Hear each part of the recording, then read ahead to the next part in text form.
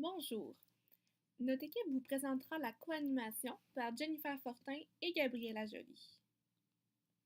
L'objectif de notre production est de vous présenter les grandes lignes de la co-animation ainsi que son application dans le groupe TDC. Le déroulement de la présentation va être comme suit. Nous allons commencer par vous présenter les bénéfices pour les membres, ensuite les bénéfices pour les intervenants, les limites et les écueils, ainsi que les conditions à réunir pour que la co-animation soit efficace et optimale.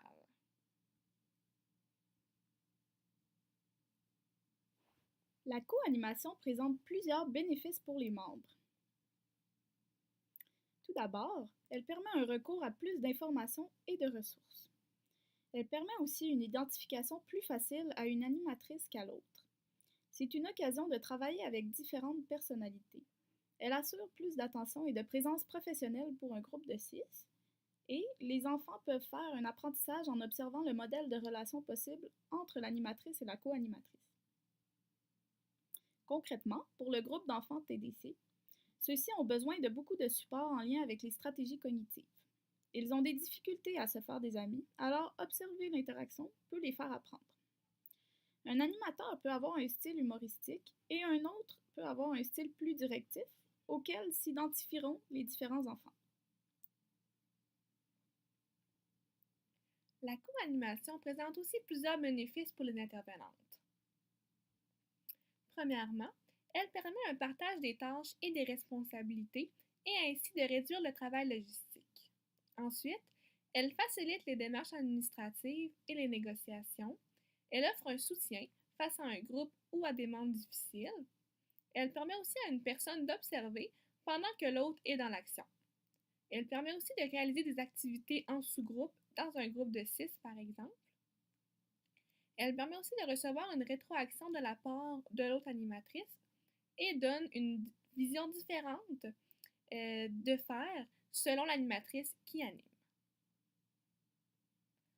Plus concrètement, pour le groupe d'enfants TDC, la co-animation offre un soutien pour gérer les enfants plus difficiles, par exemple les enfants ayant un TDAH. Elle permet aussi d'avoir une observation accrue et ainsi de réduire les dangers liés à l'utilisation des couteaux. Elle permet aussi de diviser le groupe en 2 sous-groupes et ainsi d'accorder plus de temps à chaque enfant pour l'application des stratégies cognitives. Malheureusement, la co-animation présente aussi des limites et des écueils. Par exemple, des co-animatrices qui sont trop complices peut créer un écart avec le groupe d'enfants. La co-animation exige aussi beaucoup de temps de préparation entre les animatrices. Il peut être difficile de se consulter en cas d'imprévu en présence du groupe. Et finalement, la co-animation peut être propice à l'émergence d'une rivalité contre-productive entre les animatrices. Pour le groupe d'enfants TDC, le groupe de cuisine implique beaucoup de temps de préparation et de consultation entre les deux co-animatrices. Par exemple, elles devront prendre le temps d'acheter les aliments, de préparer les ingrédients et le matériel. Les enfants ne cacheront pas non plus leur préférence pour une animatrice, ce qui peut créer une rivalité contre-productive. Finalement, une trop grande complicité entre les co-animatrices pourrait inciter les enfants à rester à l'écart puisqu'ils ont des difficultés à interagir à la base. Afin que la co-animation soit une expérience optimale, on doit réunir certaines conditions. Il importe que la relation entre les deux co-animatrices soit une relation qui est authentique. Il ne faut pas sous-estimer l'association de co-animatrices très différentes parce que le style de chaque co-animatrice mise ensemble peut mener à une expérience d'animation qui sera très enrichissante. Il est important aussi d'avoir une compréhension commune des enjeux importants rencontrés dans le groupe. Il est aussi important d'assumer la charge de travail conjointement et de reconnaître la contribution de l'autre co-animatrice. Il ne faut pas tomber dans le piège de la compétition et il est important de trouver des moyens de communiquer ensemble en présence du groupe. Il importe aussi de trouver le temps nécessaire et d'effectuer un travail continu de réajustement.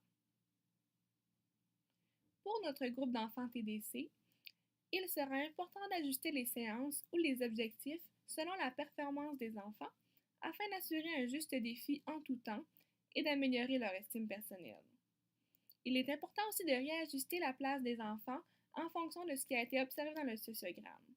Par exemple, une animatrice pourrait s'asseoir plus près d'un enfant ayant un TDAH afin de lui offrir plus de support.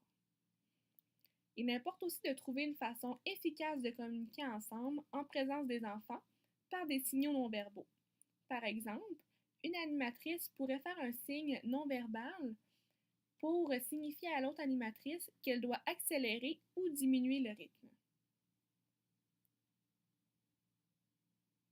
En conclusion, l'objectif de notre production était de vous présenter les grandes lignes de la coanimation ainsi que son application dans le groupe d'enfants TDC.